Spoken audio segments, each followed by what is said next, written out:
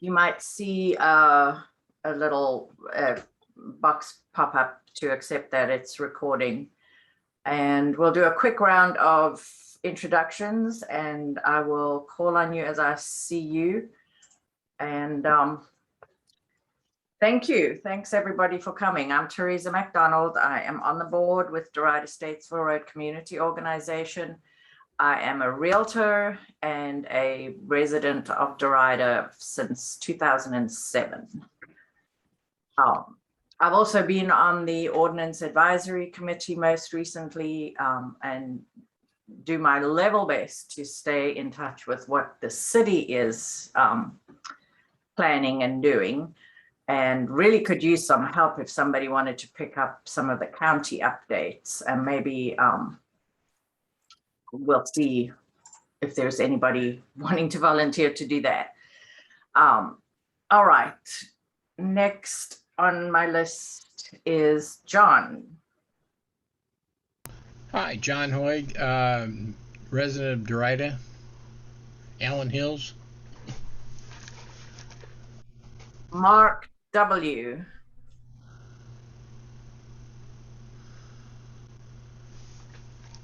Hey team, I'm over in the off of Mineral Springs Road. That's all I got. Are you in Sugar Springs, right? Yes, yes. Yes. Me and Nadine bug each other on text every now and then. Okay. Welcome. And Mel Renner. Yes, Forest Pond HOA and a board member with the Derita Statesville Community Organization. All right. David Oliver. Yes, David Oliver, president of Oak Hill Development, and it's not too far from the Derita area, but enjoy being a part of this group. Thank you, David. Let's see, Hashim. Hey, can you hear me? Yes, you are a bit soft. Okay. I'm Hashim Halim. I live right Derita Avenue and Gibbon Road, right off of Sugar Creek. Been a Derita resident for 2 years now. Happy to be here. Welcome. Shirley, is that Shirley Clark? Hello there, everyone. Yes, this is Shirley. I am the president of the Greenleaf Village Homeowners Association. And I've been, thank you, Teresa. I'm so glad that you invited me to come to this monthly meeting because I'm really getting a lot from it. I think I saw Renee there. She's a trooper, and we appreciate you, Renee. Thanks, Shirley. Yeah, I will, I'll let Renee and Matt introduce last so that they know who everybody else is in case they don't. Vincent Evans. Morning, everyone. Vincent Evans here. I'm the president of the Potter's Glen community. Shout out, David. I got your voicemail the other day. I have been so busy, I have not been able to call you back. No problem, sir. Whenever we get a moment, we'll reach together. Absolutely. Awesome. Carrie Miller, you're next up. Okay, hi, I'm Carrie. I'm with Avalon at Mallard Creek. I am on the board as a treasurer.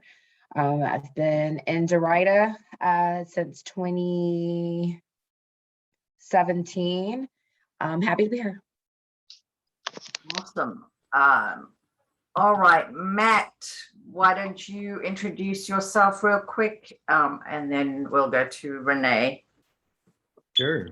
My name is Matt Gallagher. I work for Blue Hill Development. We are working on a project off of Citadel and Oneida, and had the opportunity to talk to Ms. Johnson, who introduced me to Teresa. And this is like coming full circle for me. Carrie, I was actually part of the development group that did Avalon at Mallard Creek, started 21 years ago in a different life, but we were the first developer out there, as well as Nevin Creek. So I spent a lot of time between 2000 and 2004 in the Derita area. So it's coming full circle for me. Good to hear. Yeah. Nice to have you.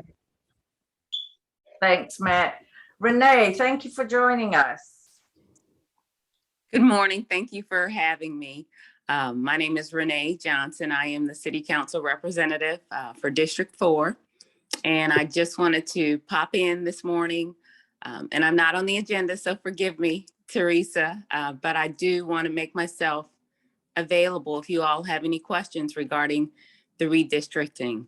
I did forward Teresa the link, and hopefully she can share in the chat for the facts regarding redistricting. So there may not be time today, but feel free to reach out to me. Check out the redistricting website. The vote is on Monday.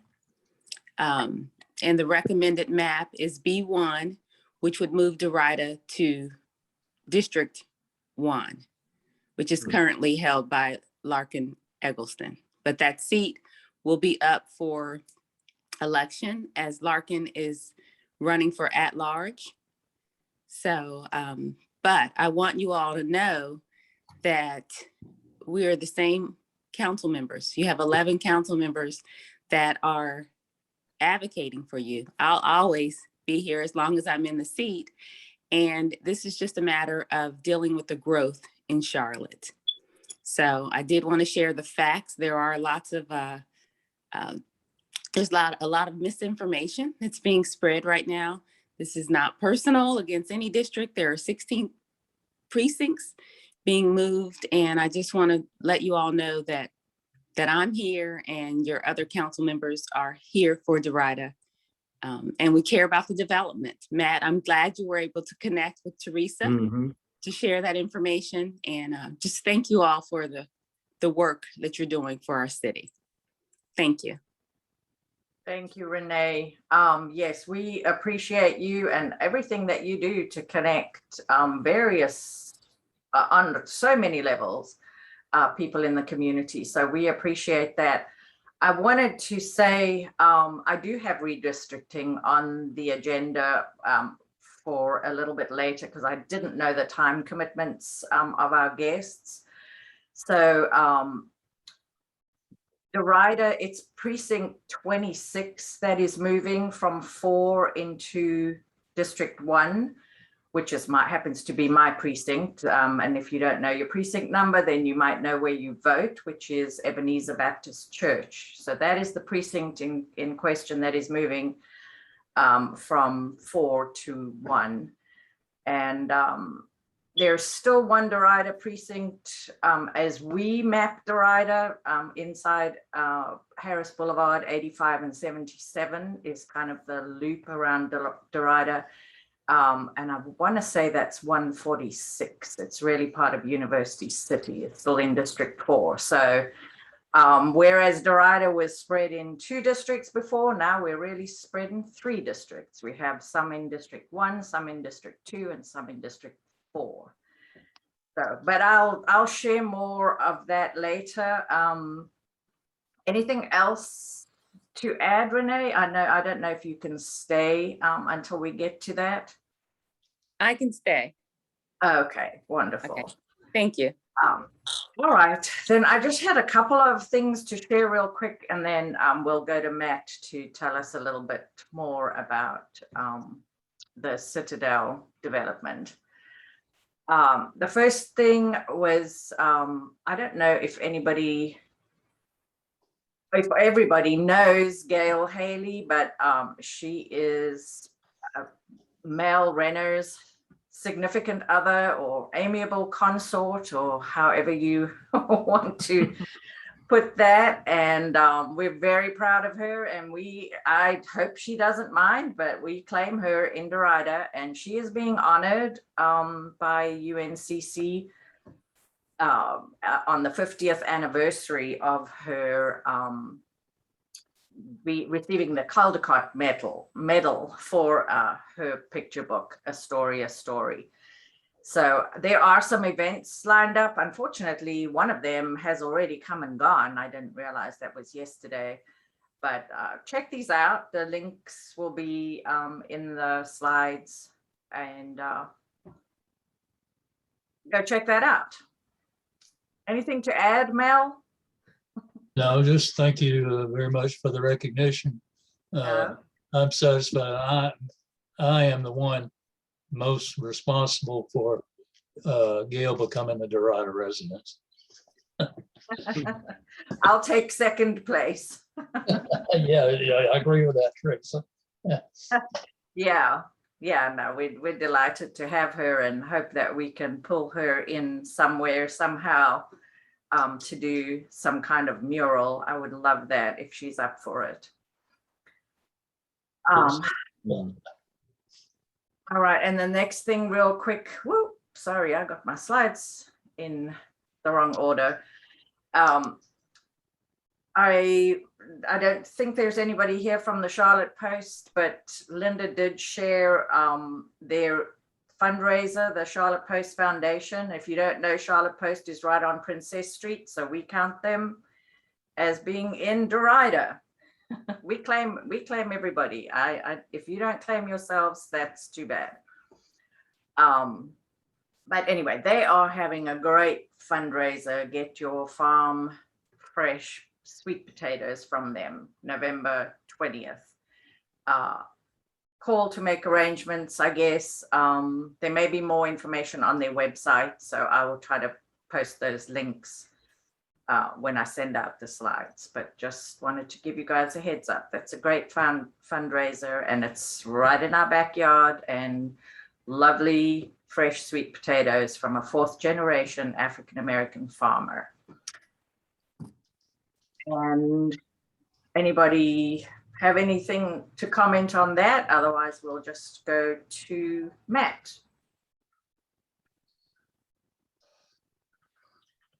Well, thanks again for having me. For some reason, I can't get my video to work, and I wore my favorite purple shirt for you guys. So I'm sure you're very disappointed that you can't see that. But thanks, Teresa, for making this time for me, and Ms. Johnson for like I said before, the introduction. This project has been on, my radar for a while. We've just been working hard with land planning and staff to try and come up with something that fits the area, fits the need of additional housing units. Many iterations. What you're seeing is the 5th or 6th iteration of the plan. And just a little background, we've been watching the Ryan Homes community off of Oneida and the success of their sales, albeit smaller homes than what we would intend. We like to see their success, and their sales pace was phenomenal, which solidified for us that, the North Graham, Derita area needs housing. It's in growth mode, and we wanted to be a part of that growth mode. And like I said before, being part of 2 developments that started way back in 2000 through 2004, it felt like a little bit of a homecoming for me. When Teresa and I met at Maria's, it used to be called Nick's, and I used to eat lunch at Nick's probably 2-3 times a week because I was down in Derita a lot. So it was great to be there. This opportunity came to us off market. We saw the connection point between Oneida and Citadel as a natural, throughway, a natural connectivity point, and then how could we build off of that?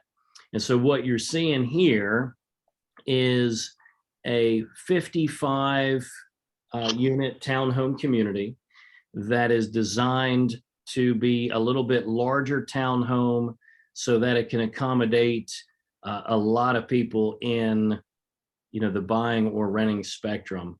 And they're designed to be 3 bedrooms, 2.5 baths, an additional loft for some extra space, especially with the world of Zoom. That loft could become critical for the stay-at-home, worker, or, that extra space for a kid that needs to be on Zoom, for school.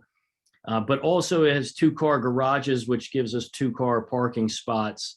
And Carrie, I being part of Avalon, that was one of the things that if we could have done different, our parking was so limited at Avalon that I recognized that was my past life, but in future projects, that the ability to have everybody park comfortably doesn't sound like it's a priority, but it is a huge priority, especially when you have guests. So these individual townhomes will probably range anywhere from 1,550 to 1,750 square feet, 3 bedrooms, 2.5 baths, 2-car garages, 2-car parking spots privately in driveways, which then keeps, each individual person could have up to 4 parking spots. So we found that to be critical because we don't want to clog up our throughways with parking. Right now, we're not exactly sure how this parcel will conform in the new UDO. Right now, the staff has told us that their future land use plan would like to see 6 units to the acre. This is closer to 7 and a bit. And the only reason for that is you can see at the far north and the far south, we have a 5-unit building. It's the same infrastructure. And so we wanted to capitalize. If we're going to develop the streets, we can fit 10 more units, which will give us 10 more, homes in our community. But we've got to work through that with staff. If this moves into the neighborhood 1, that would go up to an R8, which is 8 units to the acre, single family or attached single family. So we're not exactly sure how this will play out. We're just starting the process. We do have a rezoning number, but we have not started the process just with the backlog of rezonings. We're a few months out. So I met with Teresa, would love to get community support. I'm going to come down and join the Allen Hills community meeting in December, just answer questions, and I'm happy to take any questions now. We're pretty far out, so I know that's a high look and somewhat generic, but feel free to ask questions and I'll answer them the best that I can. And we'll wade through the rezoning process and take community concerns to heart. You can see the big buffer that we left against the neighbors on Churchill, trying to preserve that big tree canopy there. So that was one concern we heard right out of the gate. On the other side, there's already a natural buffer due to a creek. And so although the houses and the lots go all the way to our future property, there's no building behind that creek. So huge buffer over there as well. So that's a high level. Happy to answer any questions, and hope to see some of you out in December and future community meetings. Yeah, hi, Matt. So this is Carrie. I have a quick question. I'm not sure if you could zoom in or what, but how many units are you proposing as a whole? On a whole here is 55.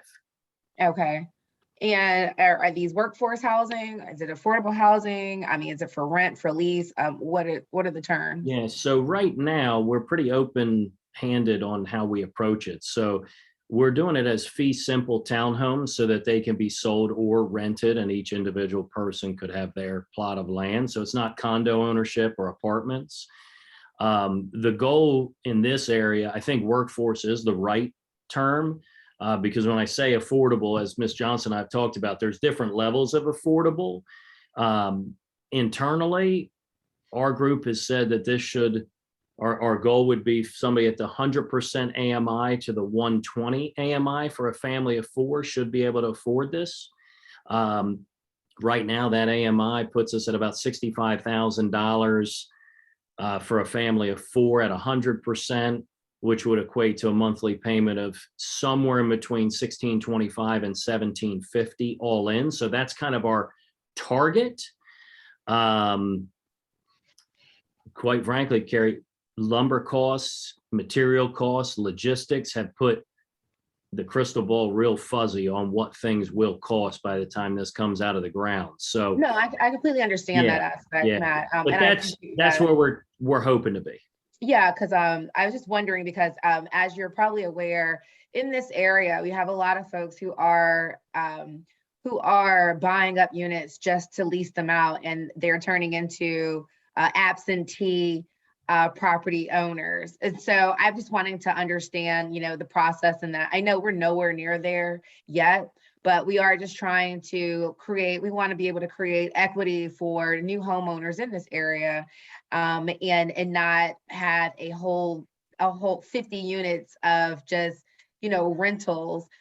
for some corporation who decided to buy all of them and then rent them out. So I know we're nowhere near there, but I did want to just see where your thought process was with that, because I am in a development that you had your hand in.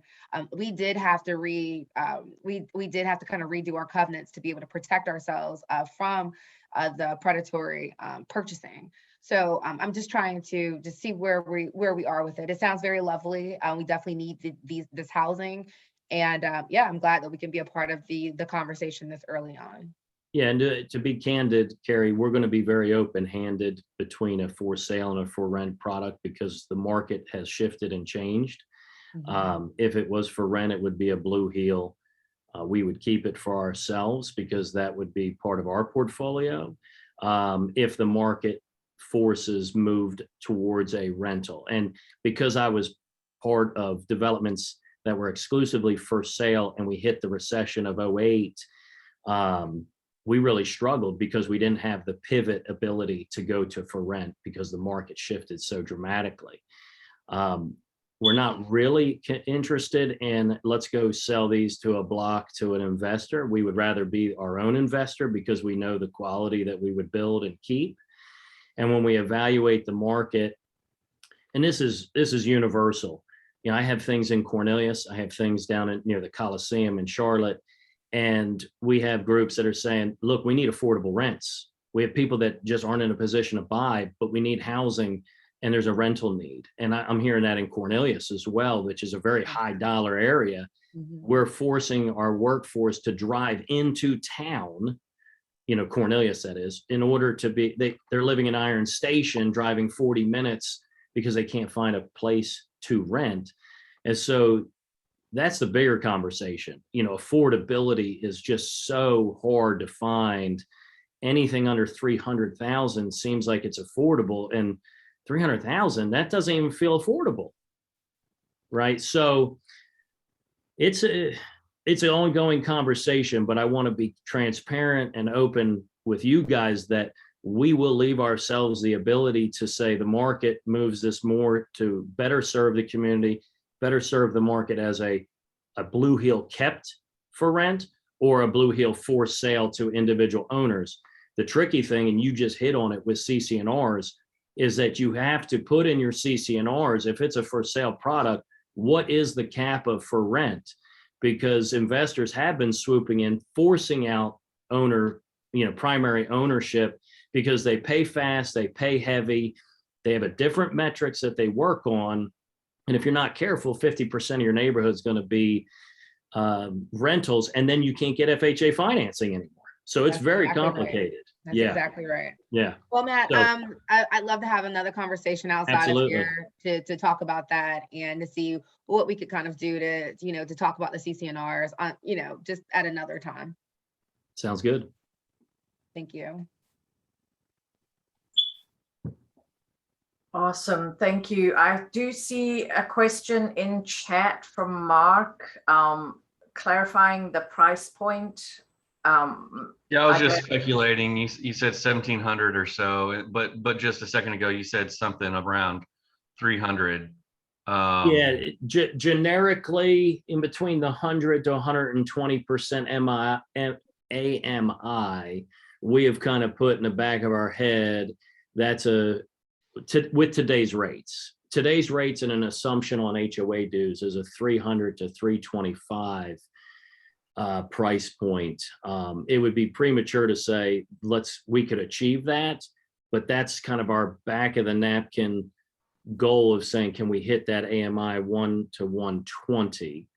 And again, candidly, it's actually easier to do in a kept for rent because Teresa's going to hate hearing this, but you don't have to increase costs to cover commissions, carry cost, incentives, sales pace, all those other things. You can actually hit that price point from a rental standpoint a little easier than you can at a for sale. But that's, again, yet to be determined. That's just kind of our back of the napkin. Can we hit that percentage of AMI? So that's our goal. Great. And sorry, I missed the first few minutes of your presentation. Is there going to be contact information available? Teresa can send the whole group all my contact information. And my email is very easy. It's Matt@blue, like the color, heel like your foot, development.com, bluehilldevelopment.com. That's easy way to get up, and we can fire back and forth questions, but I'll also be part of the Allen Hills community meeting in December, and then we'll host a handful of community meetings during the public process. Great, thank you. You bet. Yeah, this is in the heart of Allen Hills, if some of you don't recognize it. And I know this graphic isn't great, but if you can see what I'm pointing at, this over here is Churchill Road in Allen Hills. This is Oneida, which leads out to North Graham over here. And then this is Citadel.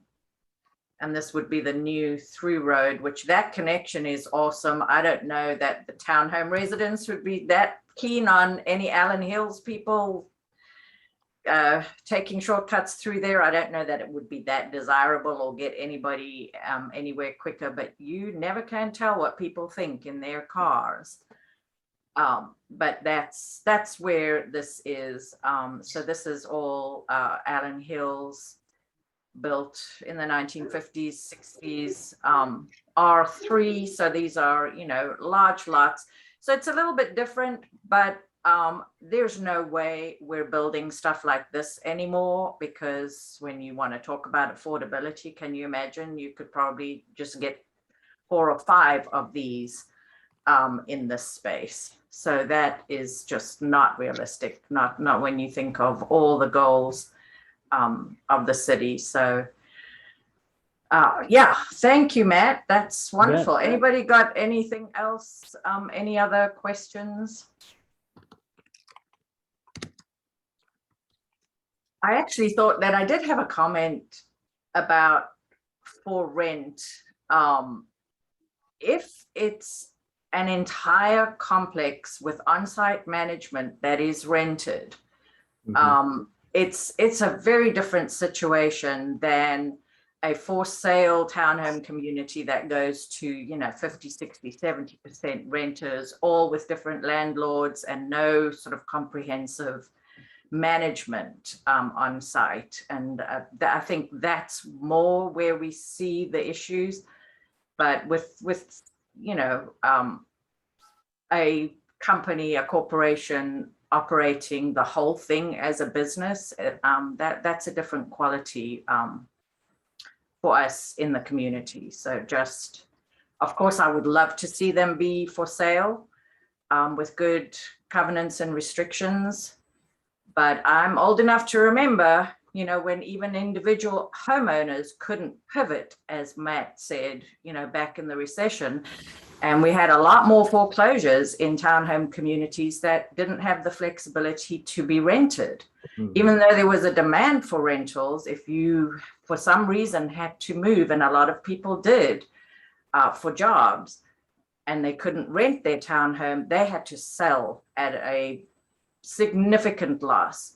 So those kind of things are always in our minds if you've experienced the ups and downs of different real estate markets and recessions, etc. So lots to think of, and especially the unintended consequences of making rules now in this environment that may hurt you in a different environment.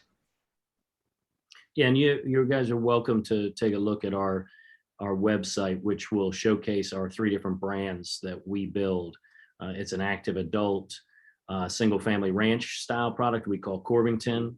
We have our townhomes for sale called Town Living, and then our townhomes for rent, which are, like Teresa said, entire communities managed in-house with on-site property management under one umbrella, is called our My Door brand. So if you want to explore a little bit on our site, you'll see the way we approach the 3 different products.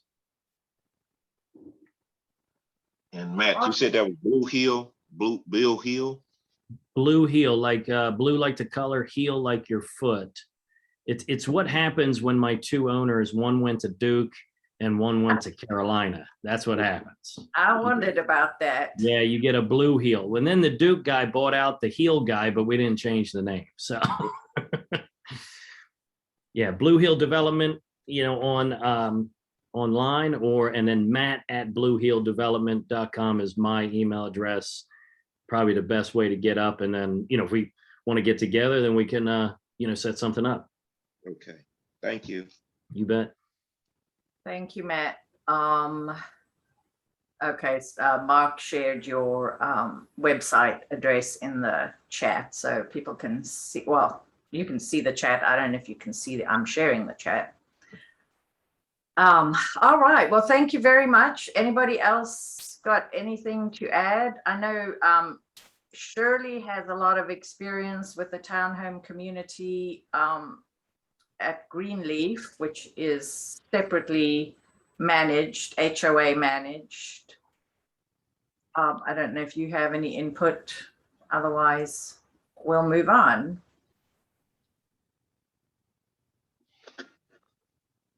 All right, thanks. Let me see if I've got my slides in the right order. All right. This, and I repeated a lot of the slides from the redistricting from last month's meeting. Just kind of, this is how things are. Derita over here is roughly, this is Harris Boulevard. You can see the precincts and the districts don't see Harris Boulevard as any kind of boundary, I guess, even though it's fairly significant, but anyway, the precincts 26, this is 26 over here, which is moving into District 4. This is the one precinct, Renee, that will remain in District 4. I'm sorry, this is the district that's moving into District 1, the precinct that's moving into District 1. And then the two Hidden Valley precincts are here, and they are also moving into District 1. There are lots of other precincts involved. I'm just focusing on what's in Derita. And the basic reason for the redistricting is, as you can see here, from the 2020 census, the population totals in the districts vary widely, and some of them are way out of whack with where they're supposed to be, according to statute. So that is the reason. And you can see District 1 did not grow as much in residents over the, and I'm not sure the reasons for all this variance, but districts 2, 3, and 4 had the most growth, and that we know, that's where all the development and new construction has come from previously, farmland and so on. So that's why these districts are way too big and they had to be reduced, and you got to keep the geographic areas sensible. So I think they've done the best that they can. There was an ad hoc committee that looked at this and looked at various proposals, maps. And I think this is okay. I'm not so concerned myself, and I don't know how others feel on the call, but what district we fall into, I feel like we'll make sure that we have a voice, and that whoever is representing us, whether we voted for them or not, is going to have a relationship with us. And I understand Renee will always have an ear for us in Derita, as she tries to do with everybody in Charlotte, honestly. So here I put the B1, map B1, which is what the city will be voting on Monday, November 8th. Renee, if you're still here, I don't know, do you know how the voting is likely to go? Is there any thought that people are majorly opposed that it won't pass? Maybe too much information, I don't know. Sorry. Oh, yeah, there you are. The consultant and the committee have recommended it. And that's as far as we are right now. Gotcha. Thank you. Anybody else got anything, any questions on this? Yeah, Teresa, hi. I have a question because I've been trying to look at these maps and try to figure it out. I know there was one, was it Polaris, with the interactive, and I still don't really know how to use it. I believe, I'm not quite sure what my precinct is, but I know we're right there between Nevin. There's also Mallard Creek, and then there's Graham. So I see the Graham at 26. You might be in 107. 107 right here. I think so, but yeah, it's hard to tell from this map, but you can on Polaris, if you hit, I think there's a button that says voting, or voting location. You hit that, it'll tell you everything about your address. So it'll tell you even, you know, your Senate districts, and it'll tell you everything you need to know. Yeah, initially it said I was going to, initially it said we were changing in District 3. So I'm not quite sure if that, I know things have kind of changed since then. So I'm not sure. We don't even border on District 3. So there's no way you would go to District 3. District 3 is way over in the west. That's why I was confused. Yeah, that's the map I was using, Mark, and it's not really that intuitive. Okay, I'll still figure it out, but I think it was just really hard for me to follow, so I don't really know what I'm voting on at this point. Well, the way to figure it out is to know what your precinct is, and then everything pretty much goes by precinct. That's just how it is. It doesn't have to go that way, but that's how they've found it to be the easiest. So they're moving whole precincts around in this redistricting, which is just for the city council districts. There was another whole process for the county. I don't know if there's anything for the state. I can't keep up with everything. I just hope whoever's up there will hear us, because whether we voted for them or not, that's their job. Yeah. Oh yeah. Okay. So yeah, I'm yeah, you're right. I'm 107. Okay. So I'm purple. Yeah, that's you. So that's District 2, which is Malcolm Graham, and so that is not going to change. And I'm assuming all these seats are up for grabs. And if you don't know, the election is coming up next year. It was postponed. So that's why we had no elections in Charlotte Tuesday this week. So those elections will be coming up, and soon it'll be time to figure out who's running for what. And who's running for re-election, etc. Renee already said, for those of us that are going to be in District 1, which is this precinct over here, it's mostly Allen Hills, it's Royal Oaks, it's Cardinal Glen. Trying to remember what else is in here. Fairstone is in here. Greenleaf. All these, this is all precinct 26. So we'll have to start looking at the District 1 candidates, because that is going to be up for grabs. Larkin is not running again for District 1. So that's Larkin Eggleston. So we'll be paying attention to that for sure, because it's a bit of a different district. And as I said last month, each district kind of has a center of gravity that maybe gets all the attention. And in District 1, it tends to be Plaza Midwood and Noda. And they even have part of, like half of Uptown is District 1. So, you know, that's where there's a lot of wealth and influence, and people with with a lot more time and money to make their voices heard. So, you know, we'll have to make sure that we stay relevant in District 1, those of us that are going to be in District 1. Exciting. And though. Teresa, if I can add, I sent the link to the redistricting page in the chat, and also the link to the Mecklenburg Board of Elections, so that that you guys or everyone can look up their address and see which precincts they're in and who represents them. Yes, in each I'll office. put that in the chat. I know a lot of people don't remember their precinct number, so that's why I use the voting location, because most people know where they vote. Okay.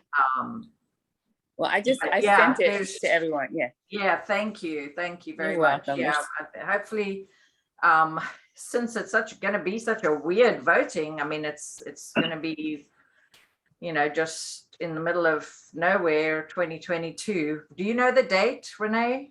The actual April. Is it the first Tuesday in April? No. Yeah. Yes, April 26th. That's also listed on that page. Hold on, let me pull that up. Let's see. Yeah, we'll cover a lot more in the intervening months, because I would hope, you know, that we can get some of the candidates on so that we. Yeah, the primary election is March 8th, 2022, and the general election will be April 26th. Okay. But I just want to piggyback off what you said, and that's, you know, that's why I'm here. When district representation really comes into play is during the rezonings. And that just means that we as district reps we work closer with the developers and the residents for the rezonings in our district. But each of us only have one vote, and we're all accountable to the residents. So the divisiveness for the districts, I just want to remove any fear that, I mean, you know, that, and I know what you're saying, Teresa, as far as the, your representation and the need for your voice and the need to organize. I mean, that's the same no matter what district you're in. But I just want you all to know that I'm going to be here, and, you know, all of us are or should be. You have 4 at-large representatives. Always feel free to reach out to them. And that's it. I really just wanted to be here to answer questions, to dispel any rumors. The redistricting page, there's a lot of facts there. There are 16 precincts that are being moved. And as you saw on the map, Derita and Hidden Valley are on the fringes or on the edges of the district. So because of the geographical location and the numbers, that's why those precincts were being recommended. If you're familiar with the area, in District 4, if you're at W.T. Harris on the northern part of District 4, we have to drive through District 2 to get back to that other side of District 4. So it really is geographical and due to the numbers and due to the growth. None of us want to lose any precincts. You know, we built relationships with residents, but this is in response to the growth of the city. And District 4, as you saw from the graph, we're about 8,000 people over the desired amount of residents. And the desired amount is 125,000. That 125,000 is based on the current census results, which is around 875,000 divided by 7. Exactly. All right, anybody? Sorry, did you want to add something? No, are there any questions?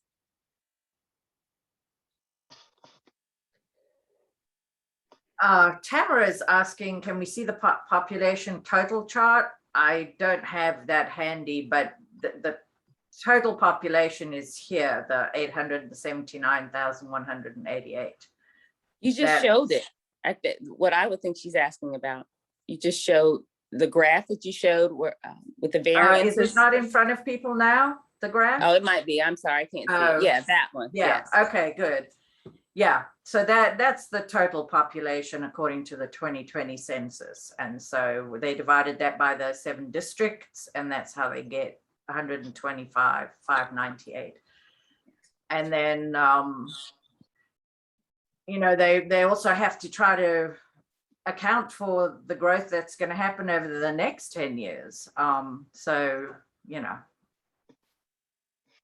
there's a lot going into deciding which precincts and how, you know, what had to move. Teresa? Yes, Tamara. This is Tamara, yeah.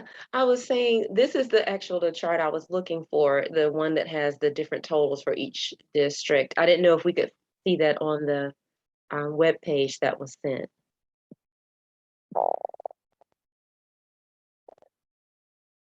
I'm sure it's there.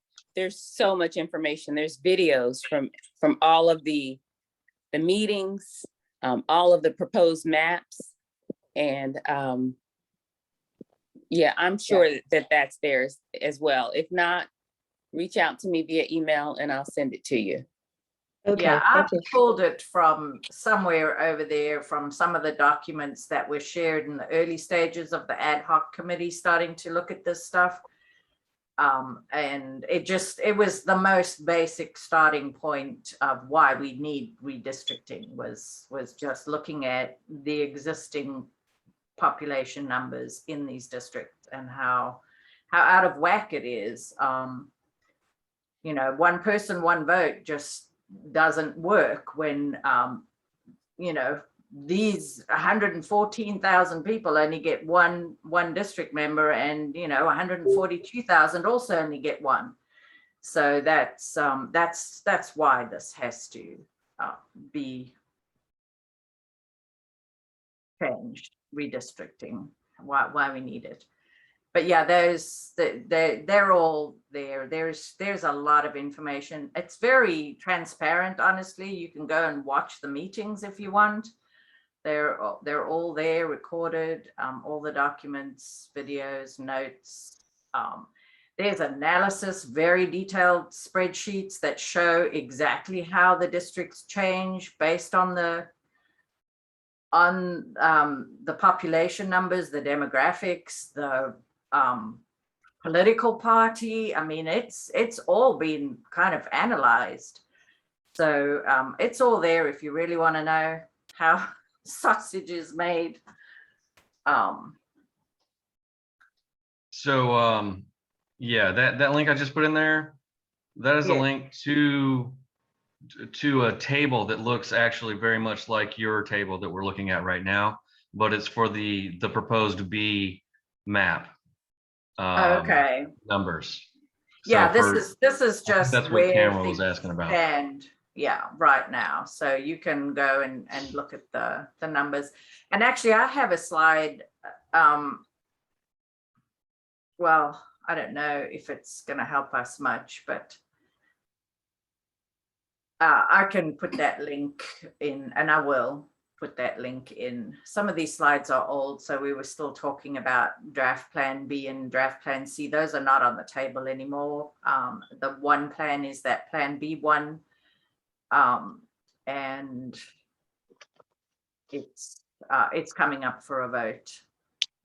Teresa, this is Shirley. What does the 879,188, what location does that encompass?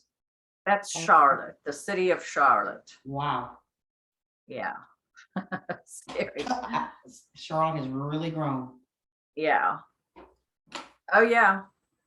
And that's why there's so much talk about the 2040 plan and the UDO and all of those things, preparing for, because it's not going to slow down, just in case you haven't heard the news. I don't see any reason why people will stop coming to Charlotte. So here's my question, Teresa. So with the planning for the Sugar Creek corridor, and it seems like, I'm just going off of the information that we're sharing here, it seems like the districts are being kind of, you know, sliced and diced. which is to me a good thing. So from Tryon all the way up to Nevin, where the corridor, where the planning is for the corridors, it seems like we're going into District 1, District 2, at the end is going to be District 2. But not quite, because that street where Maria's is that now District 1, or is that still going to be District 4? I'm just kind of confused on with the representation that we're talking about, because District 2, at least for us, for Plan B, I'm looking at it and it's still like really, really heavy African American. And then for like District 1, is split. I'm just trying to make sure that with the development that's coming up from Sugar Creek, all the way up to Sugar Creek through Hidden Valley, we have Tryon, Hidden Valley, and then we have that other area right there at 85, and then we have our area coming through. I just don't want the development to just stop because of the district lines. Does that make sense? Yeah, but the district lines honestly don't affect development. I don't think anybody, and I don't know if Matt is still with us, but I don't know that is any consideration about development, etc. But yeah, so in the new map, this is the existing map that I'm looking at here, and I don't know if you can see it, but this is going to turn pink, and this is going to turn pink.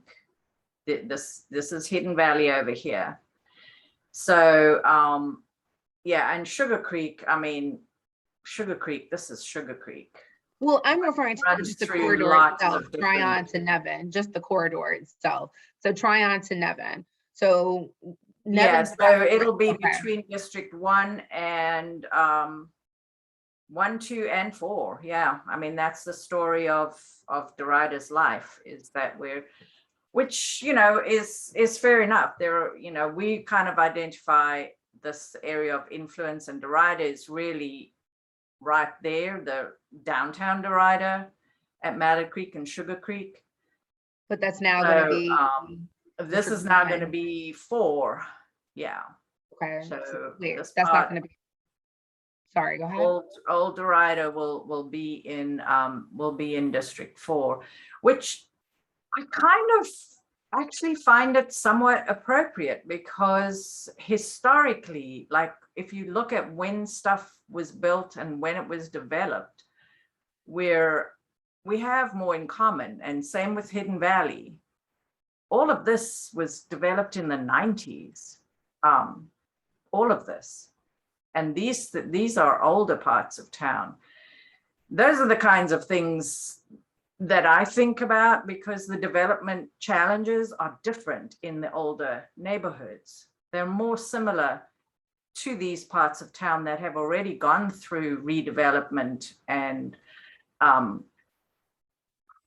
they're still going through massive changes, actually. Well, that is the case for some communities, but some of the Blacker communities, not so much. And I don't want to make it about race, but what I am saying is I just want to make sure that, with the development that comes through with District 1, it's still going to trickle on through with that corridor coming all the way down through District 2 and District 4. That's my only concern. But like you said, if it has nothing to do with the districts, as far as that planning goes, I'm still very excited about it. But I just really want I want those that development planning to just really, really be consistent with how things look for the development planning for District 1 and draft Plan B District 1 as well, and then going forward into the rest of the corridor into District 2 and some of District 4. Does that make sense? Yeah, it makes sense, but this is just really for political representation. Which obviously, has an effect on our lives, because our political reps vote on rezonings, as Renee just said. So yeah, it's just one layer of things, but it's an important layer, because it is our political representation on city council. I am going to go over the Sugar Creek playbook as well. I don't know how Okay. much time, we're already at 10 o'clock, but we're already at 10 o'clock, but If I can just add, and I'm sorry, Carrie, Yeah. you're welcome to reach out to me. I understand your questions, but as Teresa said, development is really not driven by the district lines. What's going to change Derita and the whole city more so is the 2040 plan, more than the redistricting. So I understand your question, but there's a lot of emphasis and a lot of attention on the Sugar Creek and 85 corridor right now. I know Teresa's keeping you all updated. If someone can come from the city to give you a recent update or a current update, that would be great as well. But I'd like you to reach out to me, Carrie, for those specific questions if you'd like. I would But, love to, Renee. Yeah, I would love but to. District 1, the facts are District 1, with the proposed B1 map, the African American vote is going to increase by 7%. So it's going to increase by 7% in District 1 with the proposed move.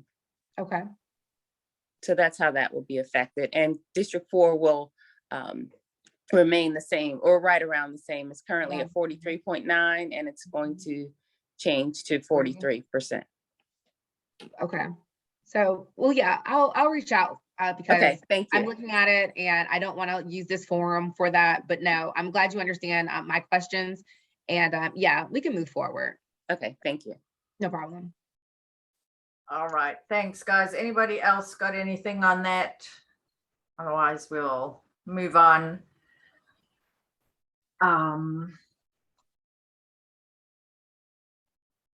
I did put in, these are all in the slides, and some of this we covered too, especially the demographic changes, and they're detailed here. That's from an email from Renee. And then the Sugar Creek Corridor Playbook process update. We had sort of an unveiling, a presentation of where they are to date. And this is different than the politics of the districting or the city generally. This is the city staff who have identified, and maybe it probably came from the council in the first place, but they identified these corridors. They're calling corridors of opportunity, which they're studying, and there are geographic locations. So Sugar Creek is one of those corridors of opportunity. The others are Albemarle Road, West Boulevard, and I'm not going to try to list them all. I think there are 6. But we're focused on the West Sugar Creek corridor of opportunity, which they defined the geographic area from North Tryon to Nevin Road, which is exactly the area that Carrie is talking about, and that includes 3 sub-geographies: Derita, downtown Derita, 85 and Sugar Creek, and then the Hidden Valley, Farm Crest neighborhoods, that section of West Sugar Creek. I was going to go through all their slides. I don't know if I can figure out how to do that. I guess I need to stop sharing this. Oh my gosh, sorry.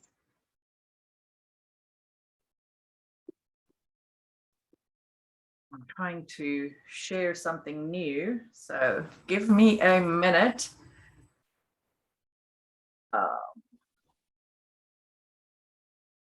my gosh, and I don't even know where I have those slides.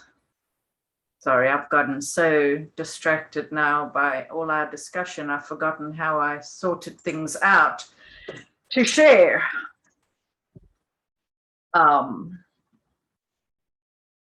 Okay, I hope this is going to work.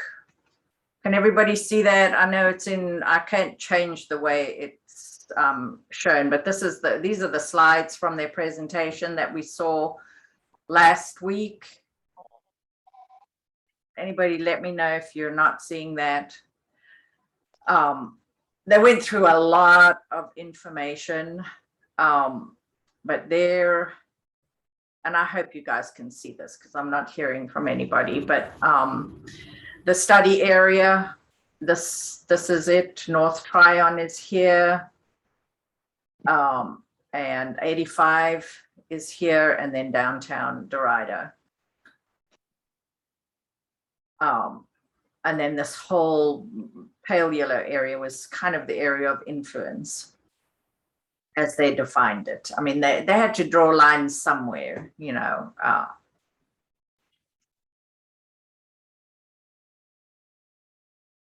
And this just goes over kind of the schedule that we've been through, and a lot of you have been attending the workshops, and there's been various ways that we've been inputting information in this whole process. 2 workshops, a couple of public meetings. So the next stage is prioritizing some of the stuff that's bubbling up that people want to see in the corridor, and then how the city is actually going to invest, because there are actual dollars, city dollars, that are going to be invested, informed by this whole process. And they just, I'll include a link to this, or maybe it's a PDF with the slides so you can look at it. I'm not going to go through it in great detail, but they just quantified for us, like who they talked to, how many people contributed to the process. And this is the thing that happened last week, where they shared this presentation. This was the things, these are the things that are rising to the top from the input and the surveys and the in-person interviews, etc. Not too surprising. This is the, you know, the list of concerns and wishes for the corridor.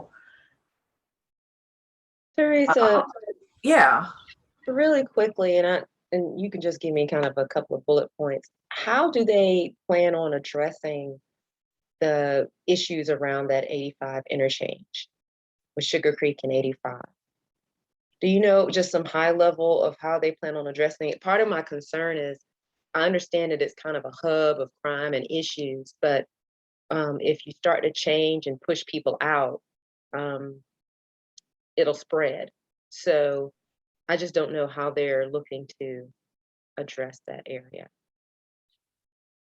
Yeah, well, I know that one of the things they identified about that subgeography, and that was done a little bit prior, you know, the whole thing started with just examining 85 and Sugar Creek, that like the interchange.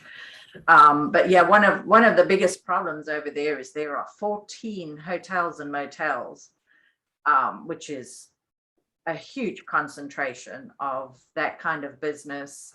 There's certainly not enough demand, and that's why those rooms are so cheap and nobody's investing anything over there.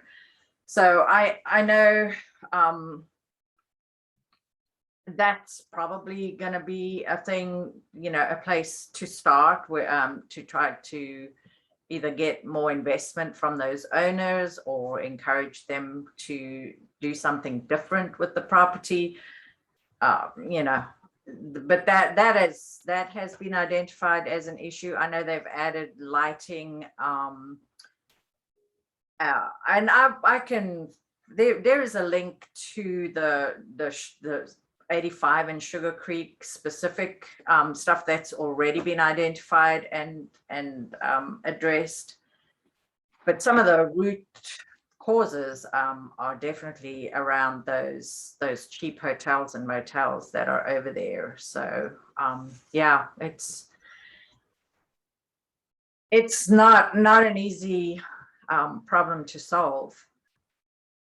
And I'm glad that, you know, Derita was included in this whole study area, because I did have a concern that problems would be pushed in different directions. Right. And we're right next door. And of course, Hidden Valley, you know, has lived with that for a long time, and it's had significant effect. And now the trends are changing, mainly because of the big public investment with the light rail. So yeah, we're, you know, I don't know if that answers your question, but that is a problem, but it's also the result. Yeah, I mean, you can see it is #1 issue that is coming up from all stakeholders, and that entire corridor, that was the #1 issue. And you know, the city kind of knew that was, because of course they look at the data. We have our anecdotes, but they know where the hotspots are. Okay. For all sorts of things. So yeah, and then their presentation broke down into the Hidden Valley stakeholders and their priorities,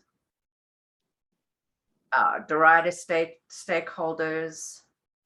These geographies are quite different, so it's not surprising that the priorities are different. But most basically, yes, everybody talked about safety and cleanliness. Honestly, litter is a big problem.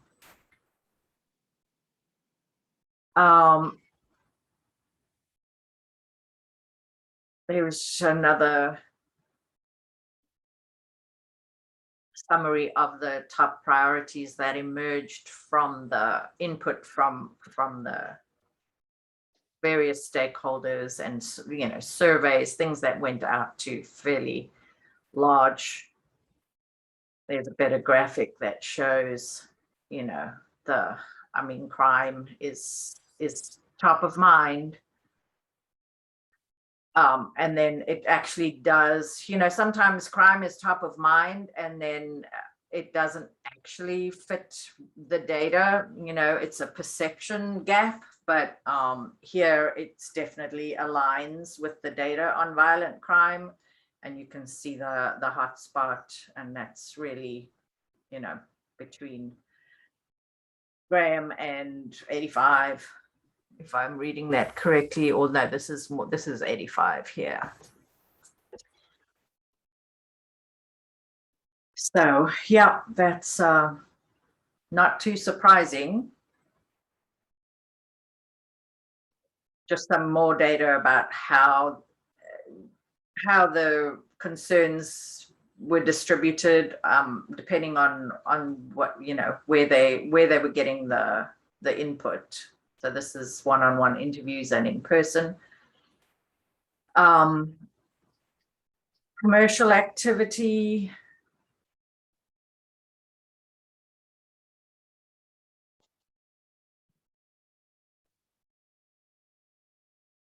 Concerns, you know, this commercial property neglect is pretty high, and a desire for more retail choices, very high.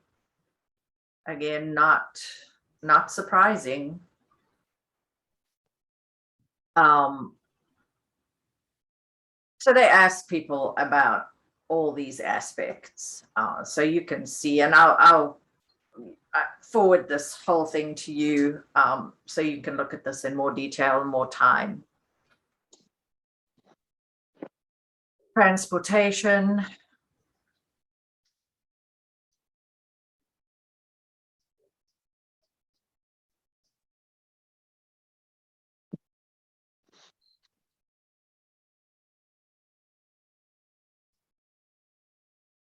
So these are the survey questions, and how each geographic area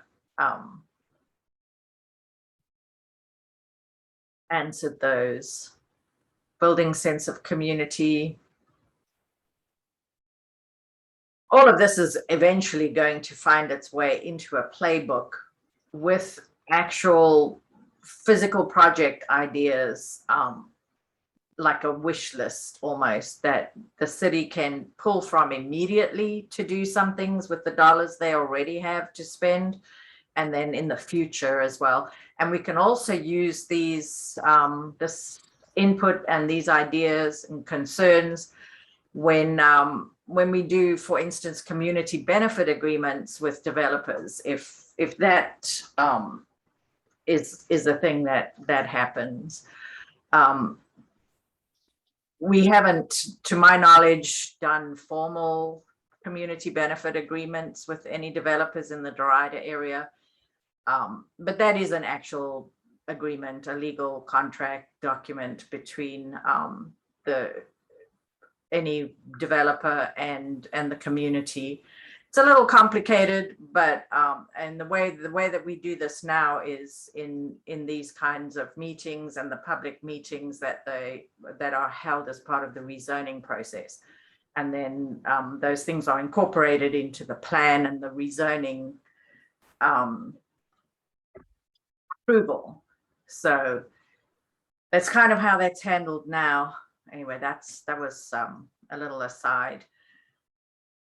Still going through all the various things that the city gleaned from their surveys.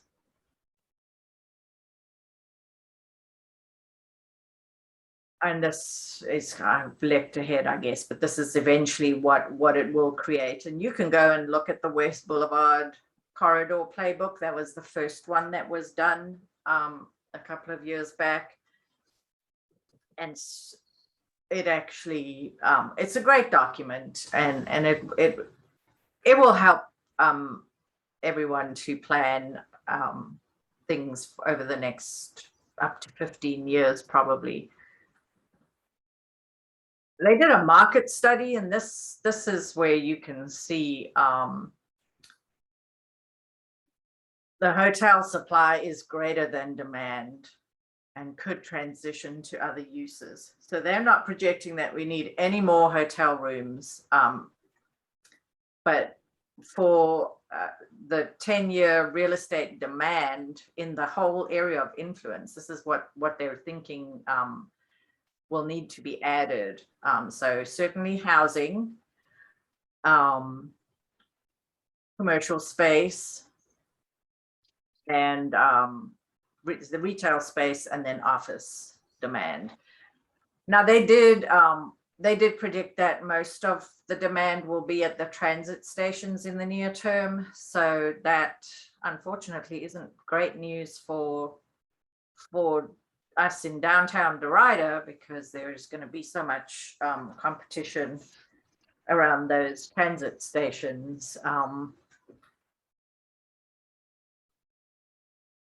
But that's what they're predicting. They analyzed the jobs in the area of influence.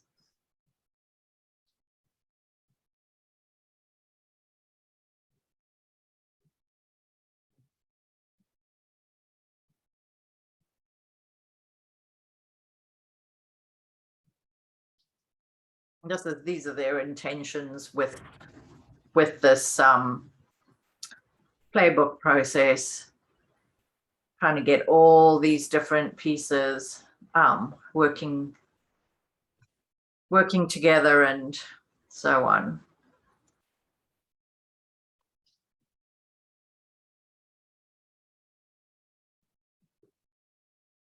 We agree, strong and vibrant business corridors. So I think one of the challenges for us is going to continue to be how to attract investment, retailers, tenants, owners, various business users to downtown Derita, given that there's such pressure and competition around, the transit stations and how do we get people interested in investing? in downtown Derita, which is for sale. A lot of properties in downtown Derita are for sale, so. And this just goes over the goals. Here's where they actually try to list the community assets as they are on in the area of study. Always good to remember the good things. And just more. Here, specifically, Tamara is kind of what they were talking about with the interchange area. And NCDOT actually has plans to upgrade the interchange. I don't even know if it's in their 5 or 10-year plan. It's not close. But in the meantime, the city is going to be working to try to make small changes that will improve things over there. But these are basically the things that people are asking for.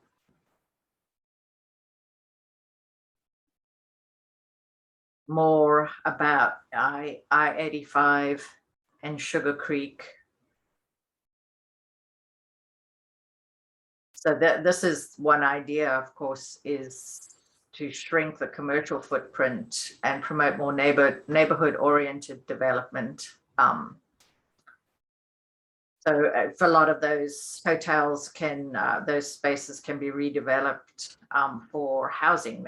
That would even go a long way to changing that interchange. But there's the ideas for Sugar Creek and 85.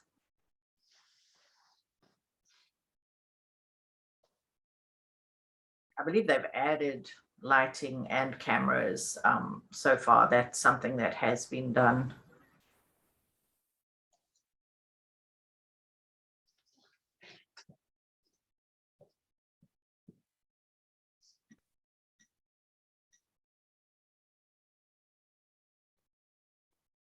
So lots of ideas here. It's still, they're going to be working over the next few months to actually come up with some defined projects, whether it's,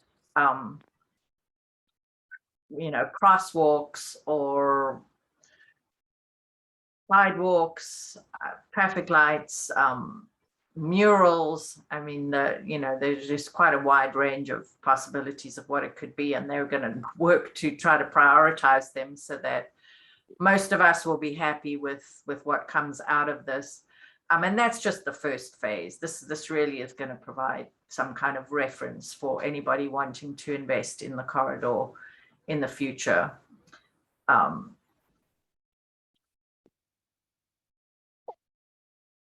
And here's how it actually breaks down the money. So there's $24.5 million in fiscal year 2021, which currently here are the corridors. So you can see we were the third corridor. And so next year is where we will actually start seeing some implementation, and then they'll start on the input and the study process for these 2 corridors next year.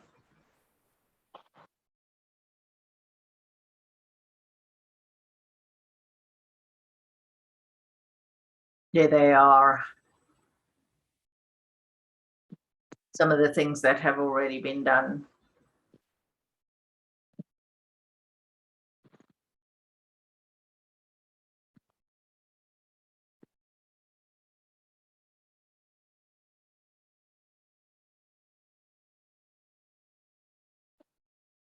And finally, what to expect next: playbook documents, funding announcements, and engagement and implementation. So stay tuned. There was an artist at the event last week who's working on something that could become a mural. I haven't received anything to show. but if you saw her there, she was working on a small painting. That's it for that. Still lots more to do and go and reveal as far as the actual projects that might come out of this process. But it's a great investment by the city, I think, to kind of get a good understanding of what's on the ground, what the needs and demands are, and try to put something in writing that anybody who wants to figure out how to solve a problem in the corridor will be able to reference. Any questions, anybody?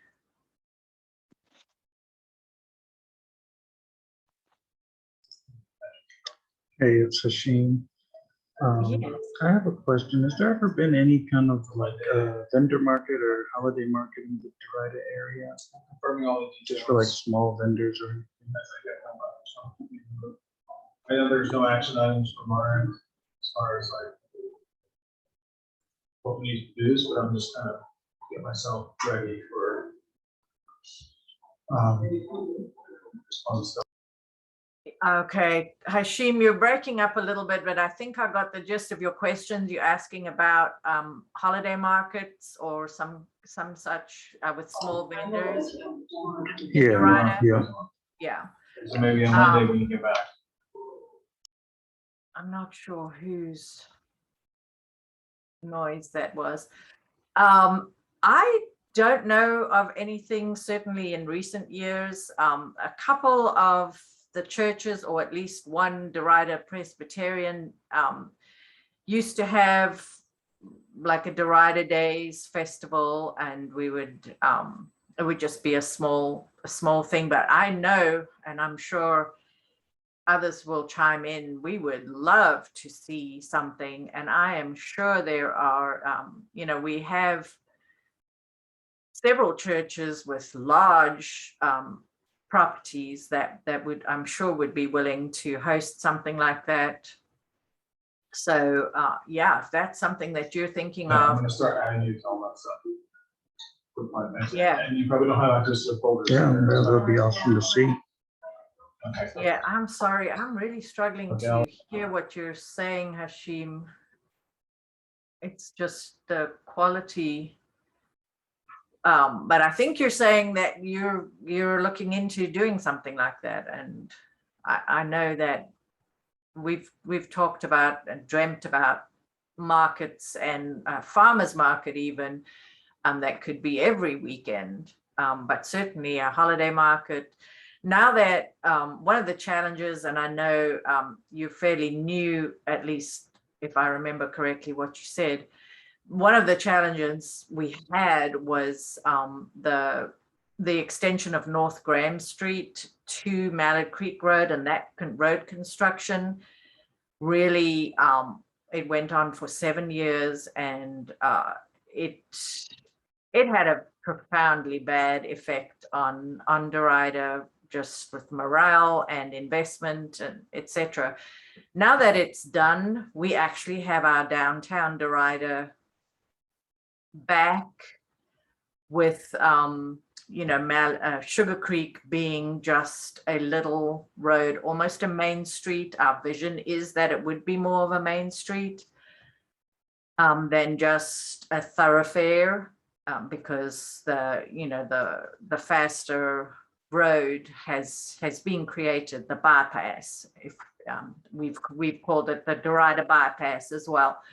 So yeah, we would love to see more pop-up stuff, markets, anything that would create a sense of community and something to do, that we don't have to travel for. That, there's a lot of communities that could even walk downtown, just as soon as we finish some of the sidewalk projects. There's a lot of communities right around downtown Derita that are within walking distance and safe walking distance. Anybody else got any questions or comments on that? I see there's something. Oh, okay. Hashim has a noisy office.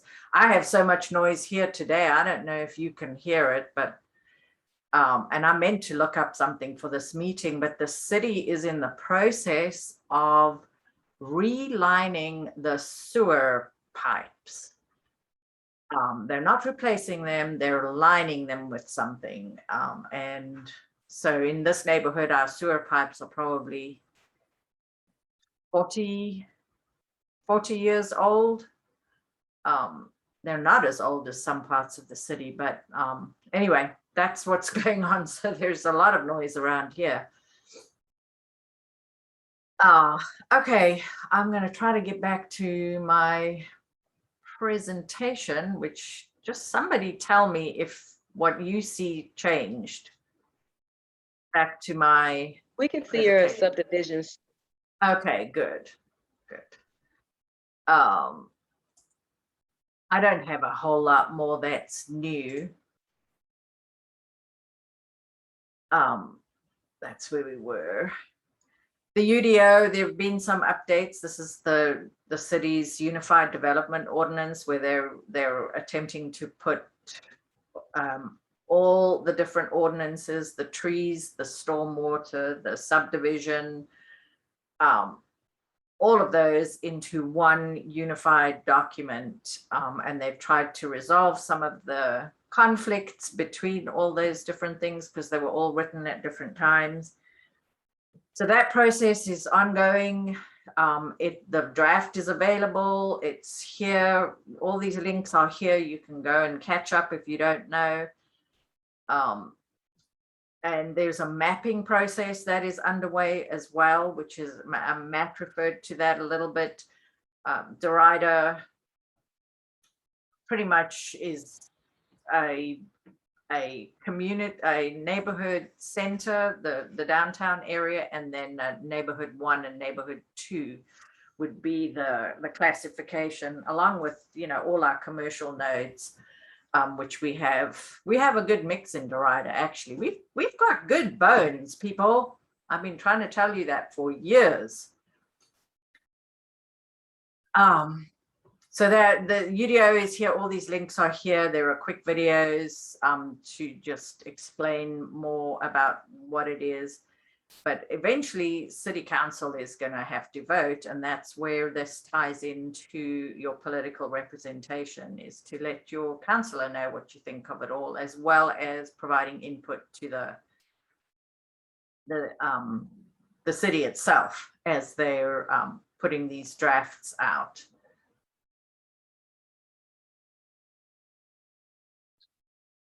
Subdivisions, I did not update this slide from last month, but these are the things that are currently under construction. They did start clearing on Neil Road at IBM, and that's a big parcel over there. We talked about it several times during the rezoning process, and that is one of those big developments for rent. If Rosewood Commons on Sugar Creek, just the other side of Harris Boulevard, kind of by what's over there? Sugar Creek and Harris Boulevard. Yeah, Rosewood Commons is the idea. Yeah, just opposite Food Lion. It's going to be something similar to that, as far as I understand. So there'd be it's all for rent, but it's a lot of different products. You've got townhomes, you've got duets, like duplexes, triplexes, and even maybe some 3 or 4 story apartment buildings. So it's just it's kind of a different concept. I think it's exciting because everybody rents at some stage in their life, and not everybody wants to rent an apartment that's above or below somebody. So there's just more options. So that's what's coming over at Neil Road and IBM Drive, where they've already they've taken down all the trees and all you can smell is pine. It makes me sad, but I understand that we need housing too. So there's another parcel over at Neil, and it's not on this list because I didn't update it, but there's another parcel at Neil Road and IBM Drive where the little church was. They haven't started anything yet, but they are planning some modern townhomes over there that will be market prices. Probably similar to Aria, if any of you guys have driven along Mallard Creek and David Taylor, kind of back in there in what used to be all just office park. There are modern townhomes in there, and they have sold. Some of them are way over $400,000. So not affordable, but there is a demand. I mean, they're selling very, very, very well. So that's on Neil Road at IBM. There'll be these two products sort of side by side. And I don't know if there's anything else that any of you guys have spotted elsewhere. There's a small infill going on Mineral Springs Road that is maybe 50 homes, single family homes. I didn't put on this list. But yeah, if you guys see dirt moving, and you know, feel free to send me an email and I'll try to figure out what it is, where, you know, because it's hard to make the connection sometimes. We follow the rezonings and it can be years before they actually start clearing the site to build, and you know, and then we don't remember what it is or where it came from or how that happened. Well, that's me anyway. Rezonings, those are 2019. There was a nice presentation about 55 acres in this rezoning, which is not strictly Derita. It's definitely part of the University City service district, but it's inside Harris and 85. So that is happening. Innovation Park.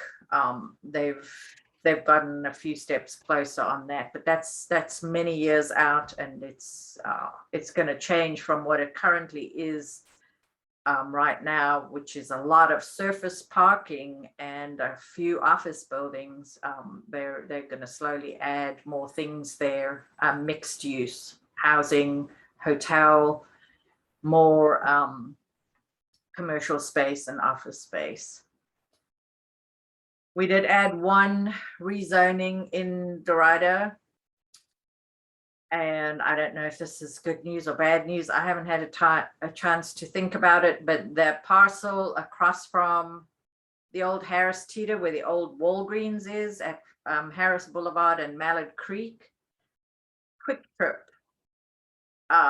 is the petitioner there for a rezoning, and I guess they need a slight rezoning to be able to put a Quick Trip there over a Walgreens.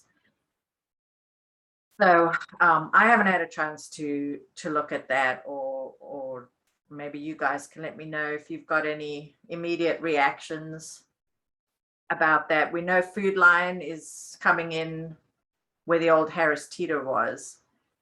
So this would be across the street, right on Harris Boulevard and Mallard Creek. Anybody got any immediate gut reactions on that one? I was questioning it because you have several food lines within that area, but I guess they may make it a little different some kind of way. Just a question about it, because it could have been a Lidl's or Aldi's possibility in that area, but you know, I don't know what their plan is in terms of that. Yeah, I was at a city function yesterday with a lot of developers, and they basically said that it's the grocery stores decide where they're going to go.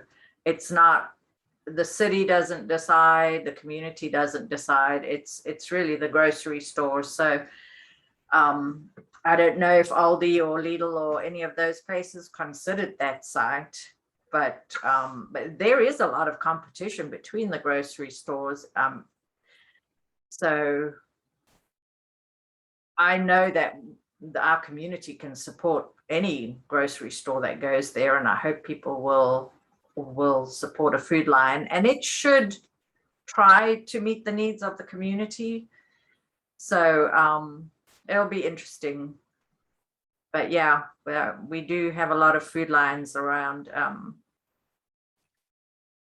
which, you know, I'm grateful for, because depending on whichever way I'm coming home, there's one I can stop at. So it works certainly better than a vacant building for too long. But yeah, this is going to come across the street. This new rezoning petition is for a Quick Trip gas station and convenience store, etc. We, you know, Quick Trip pretty much has a formula. They're very much the same wherever you go. So that's the new rezoning. These are the others we already knew about. Actually, this one is approved. And this is just a slight tweak, which I think they've withdrawn. So that's not really relevant anymore. But not a whole lot going on in Derita as far as rezonings go.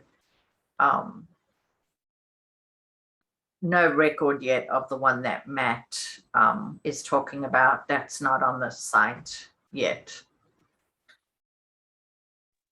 Teresa, what about the Quick Trip that's being built right at 85 and Sugar Creek? I know we have a 7-Eleven, and I think it's Shell gas station there. Do you know anything about that?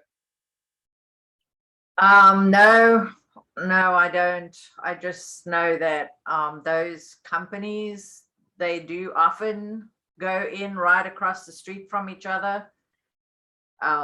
And it doesn't seem to hurt business. I think that Shell station is the one that's probably going to be challenged to reinvest and somehow compete between the 7-Eleven and the Quick Trip, which are new and brightly lit and just, yeah. But yeah, I don't know anything other than that. It's an interstate off-ramp, so you know those kind of businesses like to be in those locations, and it's convenient, but it's very, very close to some of our neighborhoods. So you know we have that brand new, one of those subdivisions on my previous list is actually the Cannon townhomes that are pretty much going to be surrounded by gas stations, but I don't think they'll have any trouble selling them. So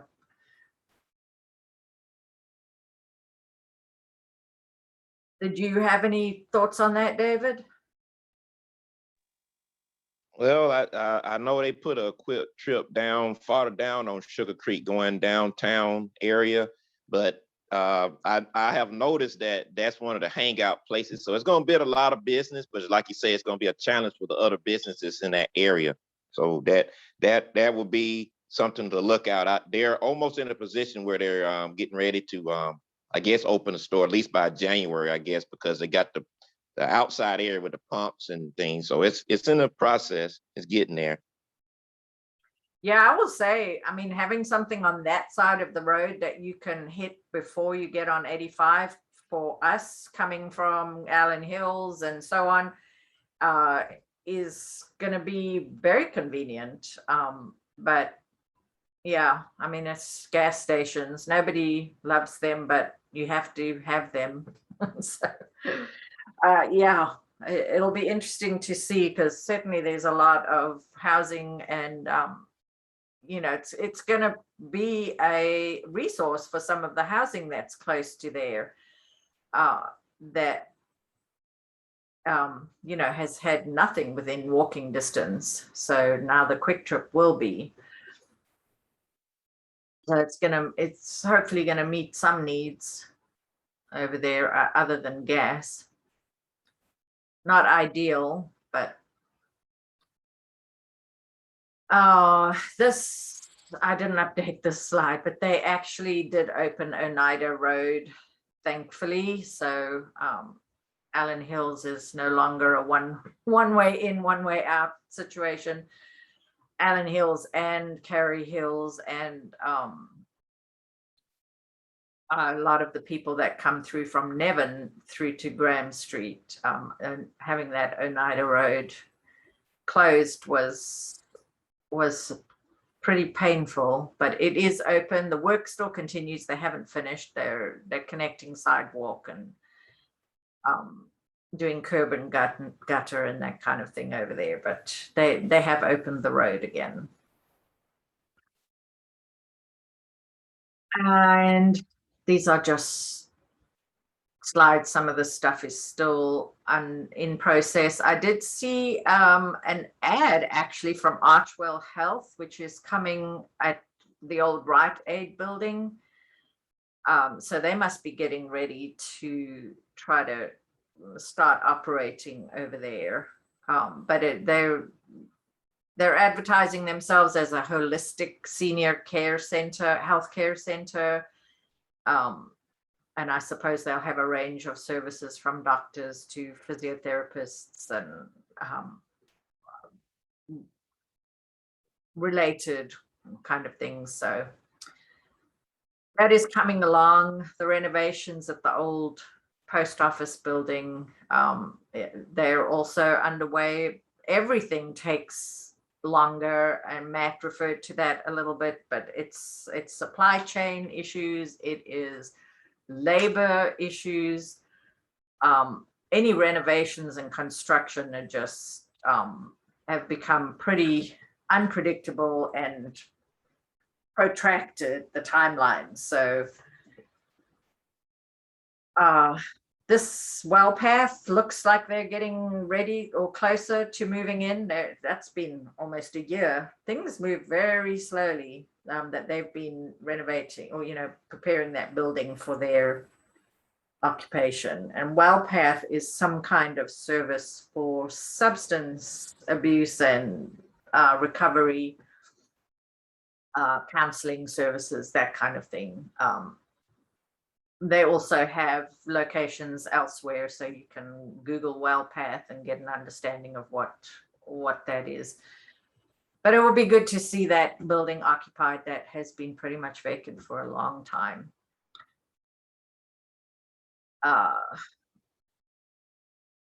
No other updates. I don't think anything's happened at Cole. You guys can tell me. I haven't driven by there in the last week or so. So Cole Memorial at Sugar Creek and Graham Street, they are going to be demolishing that church here very soon. They've removed the windows, or the stained glass windows and various things. So don't be shocked when you see that come down.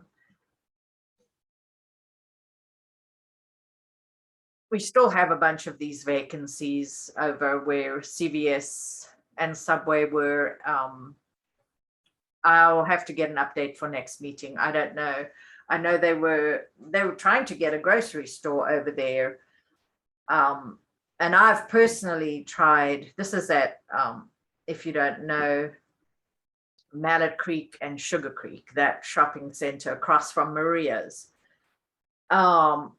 I have tried to see if Aldi would consider it, and they have very strict, almost cookie cutter requirements for where they will go.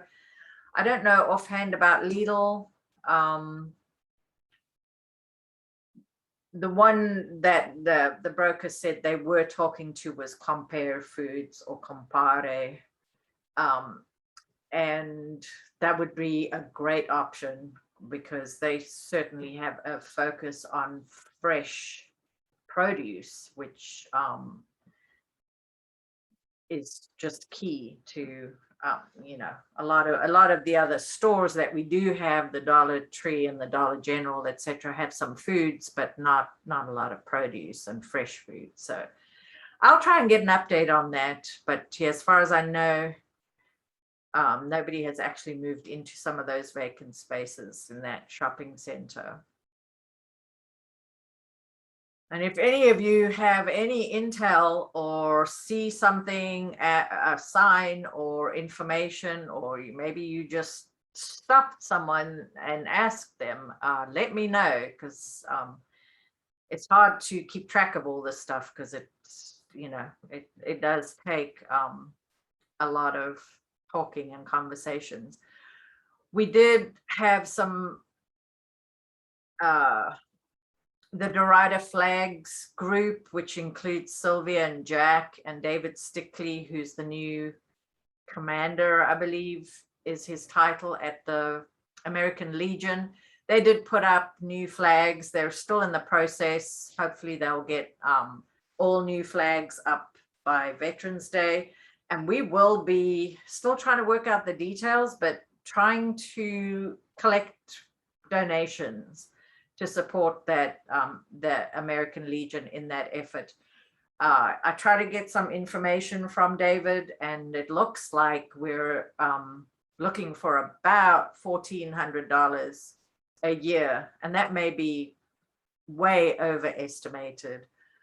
But that assumes replacing flag and pole, and we have about 20 3 times a year. So those are my napkin calculations, but I do want to try to lead the effort to collect the donations, since I am not going up and down a ladder to try to hang flags. But yeah, so look for that when I send this out. Hopefully I'll find some way to do that. Maybe one of you has an idea of how to raise funds for the Derita Flags.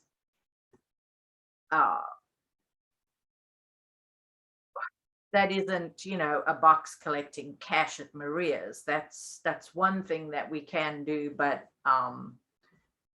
there's a lot of labor involved even with that, and just trying to protect that cash. So I'm thinking more of Cash App or PayPal or something like that would allow us to collect that money and help them with the funds at least. And then the other component is helping them with the actual hanging of the flags. And also just letting them know, when one needs replacement. It's a whole system that we kind of have to figure out, because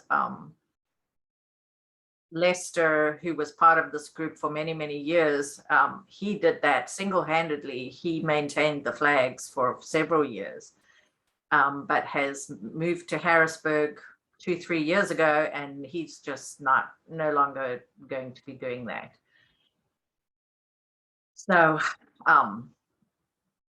that's one project, and we may be able to even get some of the funds from the city towards that, but it's kind of an unofficial project, so it's hard to fund with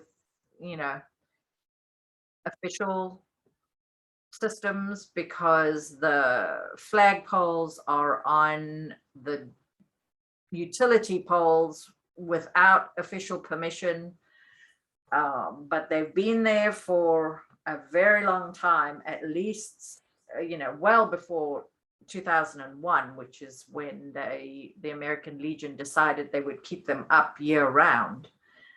So they're kind of being grandfathered in. There's no official permission. So that's the story of the Derita Flags, and be aware that I will be asking for donations as soon as I can figure out how to take them. Any comments on that?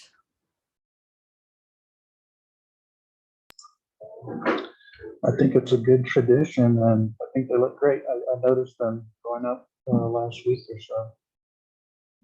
Wonderful, thank you. Yes, I agree. I think that you know, they haven't looked good the last year or so, or just because that we didn't have much of a system in place. And the American Legion, it's their project, and they just do not have the manpower. Their membership has diminished and aged and passed away.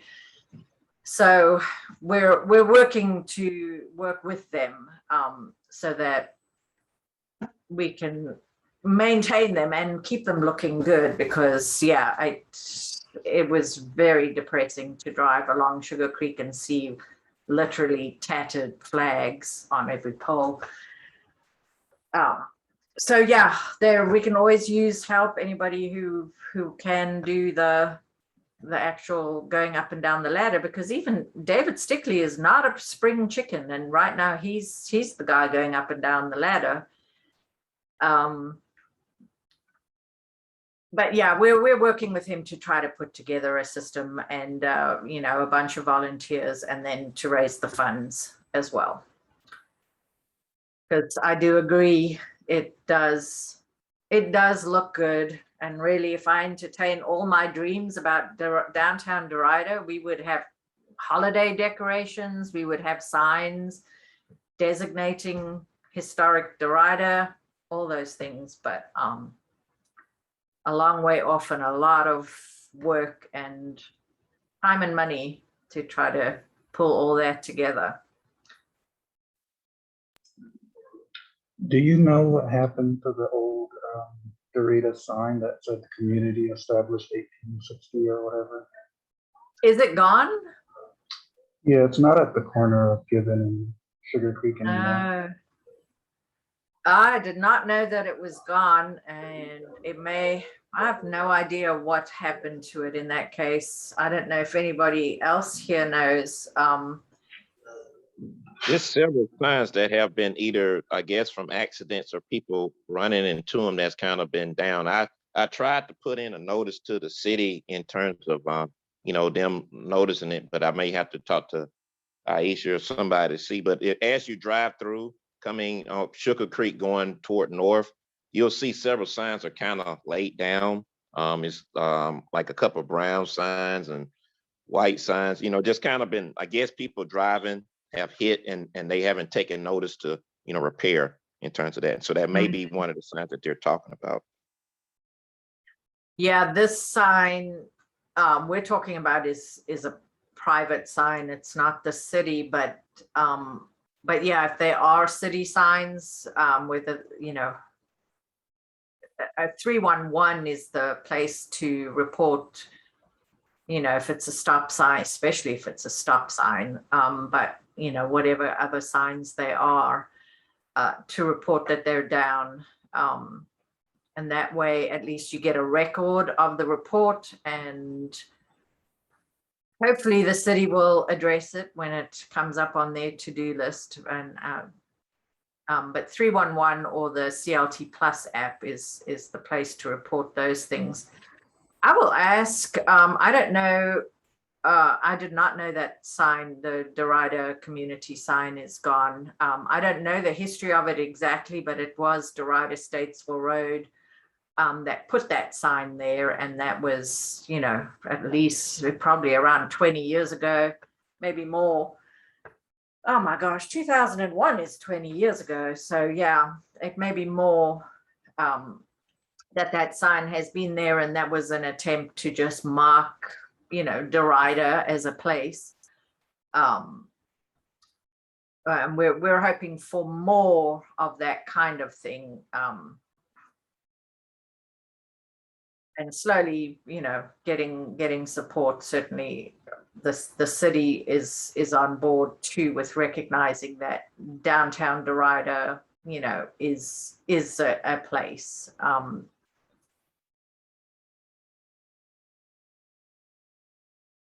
So thank you for that. I did not know that was missing. So we'll try to figure out what's happened to that and what we want to do about it.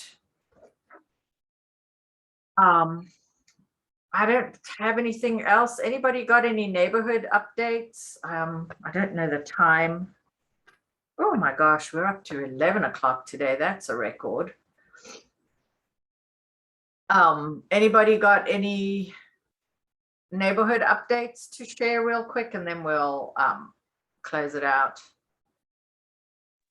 The only thing I have is I was working with my job with Lowe's. They had we did some work where the Ritz of Washington Heights project last week. They supposed to be having a grand opening on November 6th, Saturday. I think it starts. The ribbon cutting's at 10, and I think they're going to have some kind of entertainment stuff from 3 to 6 that day. But it was a nice project. We did some painting, staining, planting flowers and stuff right across from the police station that's on Betty's Ford Road.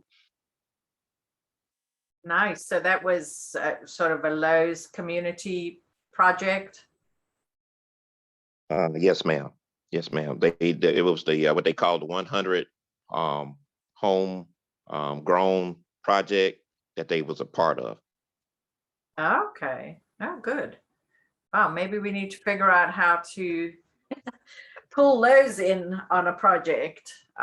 That's nice to know. Yeah, that there's, and there are a lot of organizations that are looking for ways to give back to the community. So that's good to hear. Thank you. Anybody else? With the corporate office, they probably will. It's just a matter of just reaching out to them, and then and then I think the lady said they got some money from the city, like 50,000 from the city. I think another 100 or 200 some thousand from Lowe's, and then other aspects. Great. Well, that's good to know. Anybody else got any updates from your neighborhood or anything that we should look into? We're down to 6 people, so I know people have things to do. I didn't realize the meeting ran so long. I'm sorry. All right. If nobody has anything else, we'll say goodbye until next month. Will be December 2nd, I believe, is the first Thursday. I hope I got that right because I already put it on the slide. Yeah, December 2nd, and we'll try to get some updates on these, especially these commercial spaces that are in the process. All right. Thanks, guys. Thank you. Thank you.